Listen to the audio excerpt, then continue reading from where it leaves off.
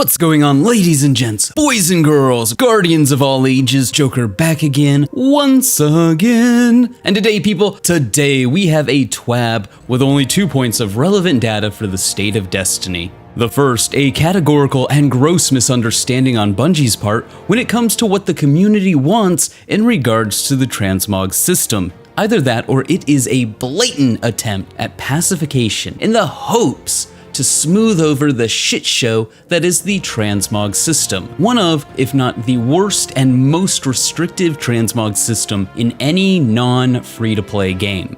Incompetence? Arrogance? Malice? I'll let you decide in the comments below. The second piece of information is Bungie letting us know that in no uncertain terms, originality is dead. As yet, 2 more Destiny 1 weapons make their way from Destiny 1's rotting carcass into Destiny 2. If I wanted to play Tomb Raider, I'd go play Tomb Raider. At this point, is it stealing from the dead or archaeology? The line seems a little blurry here. But enough preamble, let's get to what you're all here for, the meat and potatoes. Unraveling the synth strands. Since the launch of Season of the Splicer, we have been monitoring reception and behavior around our armor synthesis system. Today, we'd like to review a minor update around the system's currencies. Effective at the start of Season 15, we will depreciate the passively earned world currency synth strands that was used to purchase armor synthesis bounties from Ada 1. In its place, these bounties will be purchasable for 10,000 Glimmer instead. Our hope is that this change reduces the time needed to earn your 10 Synthweave tokens per each class each season. Removing this currency also frees up a slot in the consumable inventories bucket. A bucket that could be full for those of you who carry around a large quantity of items. Finally, we hope that this change reduces the complexity of the armor synthesis system, with only 1 remaining currency for each class that can be immediately turned into Ada 1's Loom for a Synthweave token. We'll continue to monitor the conversation and use of armor synthesis as Season 15 rolls out. In the meantime, keep showing us your new look. The team is inspired and delighted by the incredible creativity they've seen from Guardians around the world so far. We can't wait to see more. How?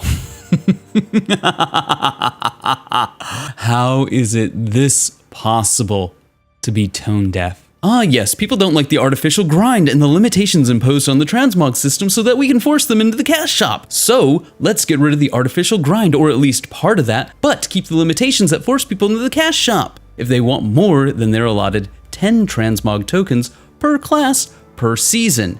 At which point the Bungie devs start their ritualistic circle jerk over their delusions of grandeur.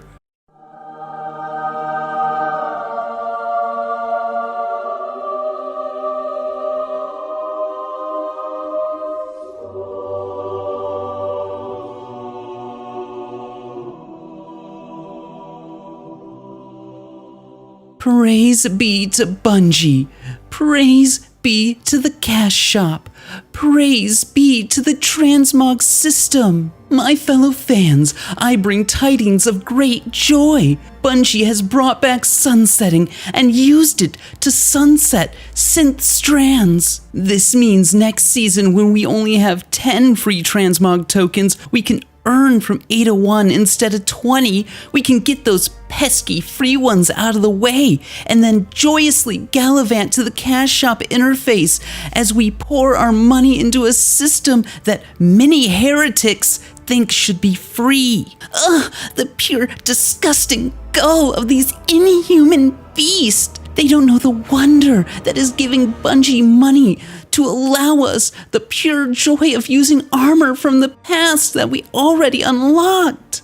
That Bungie wisely sunset to give us incentive to get new armor, but then wisely brought back through a pay system so that we, the chosen, can show our true devotion to Bungie by paying them to use things that we unlocked previously.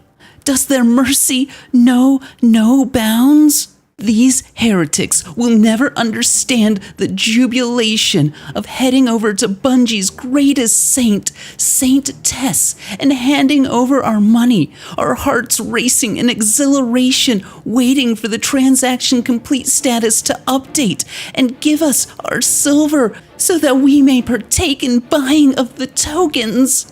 In fact, I believe that Bungie is too generous with these motherless curs, and that all of transmog should be paid for. But Bungie, in their infinite wisdom, understands that the plebeians, the masses, they need a handout. So with their limitless grace, they have seen fit to give charity to these savage wretches.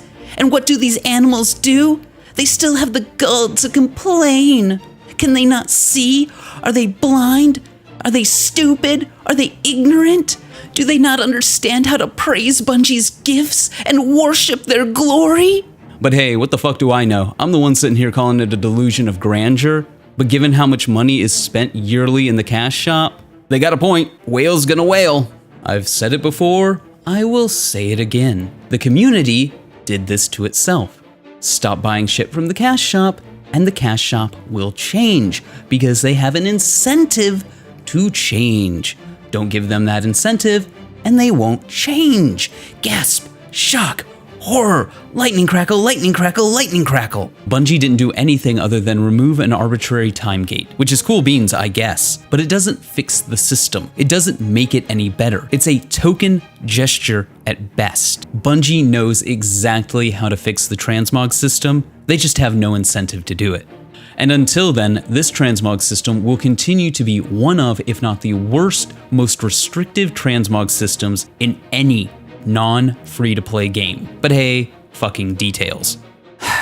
Moving forward, double your fun. Next week, Nightfalls will feature double rewards. We'll also have a mixed bag of rewards, as Palindrome, The Swarm, and Shadow Price will be dropping. And with double rewards, it's a fantastic opportunity to pick up more rolls of and add them to your collection for the first time. Speaking of Nightfall rewards, starting in Season 15, the Nightfall weapon rotation will be changing. Instead of 6 weapons in a 1-1-1-3 rotation, as we've had in the second half of Season 14, we'll have 8 weapons, in pairs consisting of 1 newer and 1 older weapon.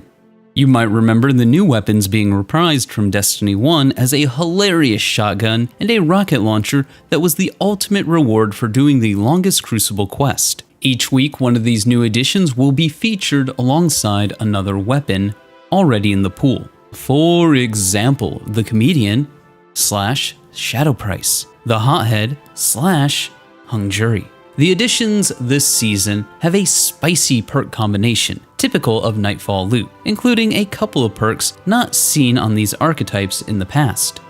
Look, I know, I'm sympathetic. I get it. Game development is hard. It's hard for us to make this much content. It's just hard making content in general. Which makes me appreciate it all the more when a developer goes above and beyond. But like I said, game development is hard. There is no doubt about that. And hey, as an artist, one of my favorite quotes is how originality does not exist. Nothing is original. Steal from anywhere that resonates with inspiration or fuels your imagination. Devour old films, new films, music, books, paintings, photographs, poems, dreams, random conversations, architecture, bridges, street signs, trees, clouds, bodies of water, light and shadow. Select only things to steal from that speak directly to your soul. If you do this, your work and theft will be authentic. Authenticity is invaluable. Originality is non-existent. And you know what? One shotgun, one rocket launcher are all largely the exact same as another shotgun and another rocket launcher. Is it best in class? Yes or no? Is it best in slot? Yes or no? Is it meta? Yes or no? That is all that truly does and will ever matter at the end of the day in Destiny. In the totality of Destiny, is X better than Y? It's all that matters. Games like Destiny, with the extremely limited way that we interact with the world or use weapons and armor, will always be in an arms race with itself towards power creep, in which it either stagnates because it can't evolve, or it dives headlong into the insanity. But personally, I'm more inclined to appreciate a failed attempt at trying something new than I will ever applaud stagnation and the recycling of content. I'm not saying it can't happen. There's an exemption for every rule, and the implementation of something is often more important than the originality of that thing. Bungie, to their credit with Exotics, have created a level of authenticity to their reimagining. However, when that same company ransacks the corpse of their previous game time and time again, for weapons and gear, in a way that might be forgivable due to the difficulty of game development, all while creating a system that they expect players to pay for things that players have already unlocked, but through one update or another were made utterly useless. See the transmog system. The repeated recycling of content stops looking like a necessary evil to the content development issue and more like soulless corporate bullshit. And while it's true, there is no difference between one non-meta viable shotgun or rocket launcher and another, I'm more inclined to keep the one that looks like it took some effort in my vault in the hopes that one day it'll be good than I am to care about the rehash or the reskin. As for having 2 weapons in rotation during Nightfalls, there's pros and cons to that. On one hand, having 2 weapons in the rotation increases the odds that that weapon will be available any given week. On the other hand, this also means that you now have 2 pieces of loot with questionable drop rates in most iterations of the Nightfall playlist competing with one another. So if you're having a long stint of bad luck, I can imagine this being excessively frustrating. But hey, those are just my thoughts. Let me know yours in the comments below. Remember to like, but only if you did, subscribe for more. Feel free to donate to my Patreon if you're feeling particularly generous, but above all else, stay frosty.